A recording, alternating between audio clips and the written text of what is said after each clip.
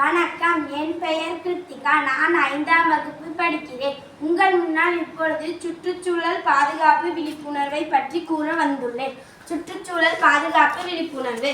நோயற்ற வாழ்வே குறையற்ற செல்வம் என்பது பழமொழியாகும்.